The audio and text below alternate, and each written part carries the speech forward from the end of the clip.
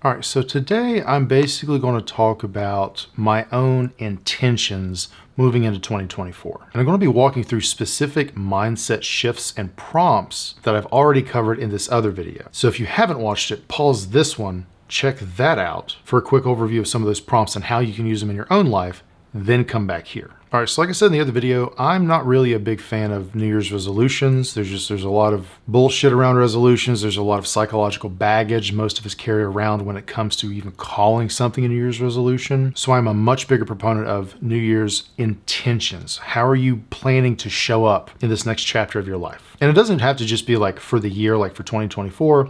This can be any length of time for a chapter, right? Month, quarter, week, day, whatever. So for 2024, for me, most of the creators who've inspired me for years and who I really look up to all seem to hit an inflection point around the 3 to 5 year mark in their own creator journey. December 4th, 2023 marked my 3-year anniversary as a creator and an entrepreneur. So my intentions going into 2024 revolve around setting myself up for my own hopeful inflection points. So this first question: what are my priorities for this next chapter of my life? My main priority for 2024 is the book I'm writing. So I've briefly touched on this in other videos, but basically I'm going to attempt the route of traditional publishing. But either if I don't get a deal at all, or if I don't get a good enough deal, I'll just go the self-published route. I've got plenty of friends who have been very successful with the self-published route. So the priorities related to the book include things like doing a book proposal, getting an agent, getting a deal, actually writing it. So everything I'm going to do in 2024 will revolve around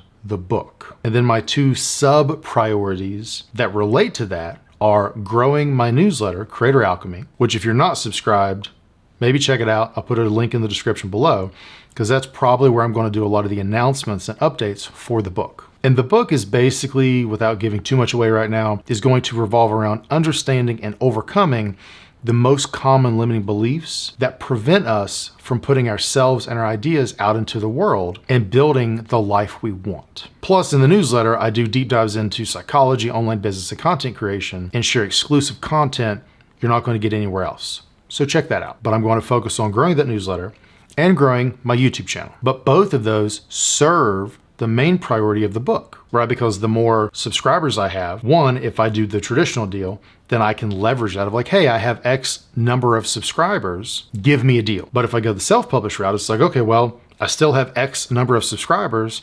Hey, everybody, the book's coming out. Check it out and maybe buy it if you like it. The next question is, what are the critical components that I need to focus on in order to achieve my priority? Well, instead of focusing on outcomes that are outside of my control, like getting a book deal, it's more helpful for me to focus on being process oriented. So like with the book, I control making a list of literary agents so that I can reach out to them. I control developing my book proposal and making it as good as I can make it, which includes things like outlining the actual book, marketing plan, and collecting collateral audience reach and platform size. And that stuff is good regardless of traditional or self-published, right? Because like if you have a book proposal for a traditional house, contained within that is things like your marketing plan, which you would use for self-publishing anyway. For my newsletter, the critical components include things like researching deeper topics and unmet needs that creators have that I'm uniquely positioned to address as a psychologist and an entrepreneur. I need to improve my storytelling skills and focus on creating content that is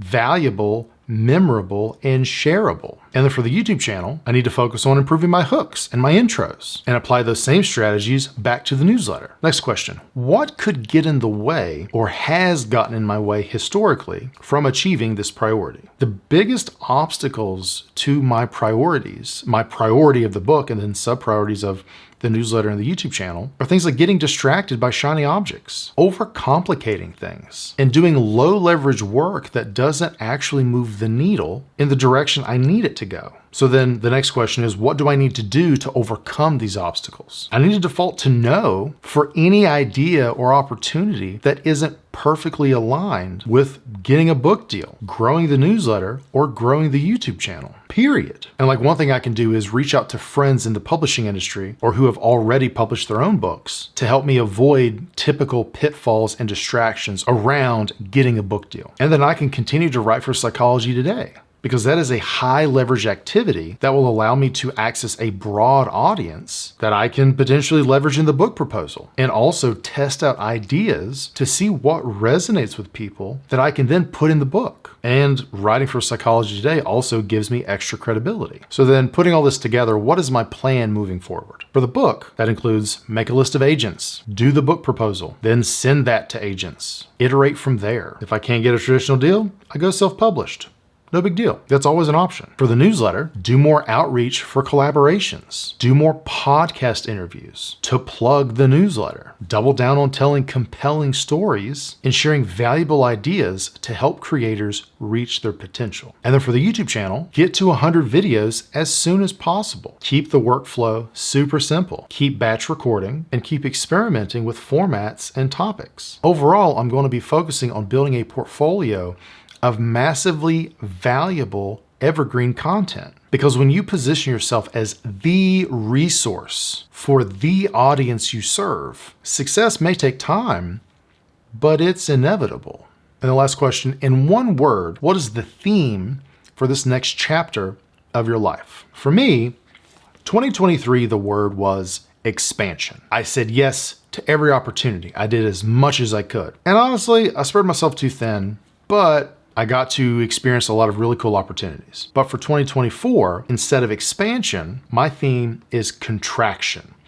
How can I do less but better? How can I default to no to say yes to the few things that actually matter? So wrapping this up, if you want updates on the book, like I said, check out the newsletter. I'll give you updates periodically of my progress, my journey, if I'm going traditional, self-published, whatever other adventures come up. And let me know what you think about videos like this, right? I try not to talk too much about just like myself in a lot of these videos, but I'm curious, like, do you like behind the scenes of like how I'm thinking and like how I'm approaching my own life and business? I'm super curious. So if you want, drop a comment, let me know what you think. Otherwise, I hope this is valuable for you in some way. Until next time, take it easy.